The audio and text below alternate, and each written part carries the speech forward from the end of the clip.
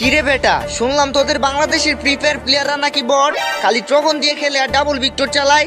এই বেটা তোরা কারে বট বলস? আমরা ফ্রি ফায়ার সবচেয়ে ভালো খেলি। আমাদের দেশে খাতারনাক এডাব্লিউ প্লেয়ার আছে। এরকম প্লেয়ার তোমাদের ইন্ডিয়াতে জীবনও পাইবা না।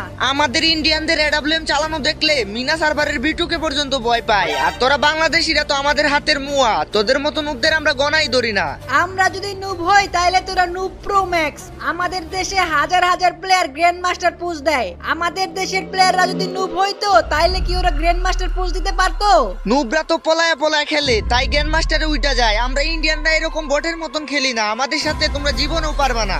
আচ্ছা ঠিক আছে, তাইলে দেখা যাক কারা জিতে।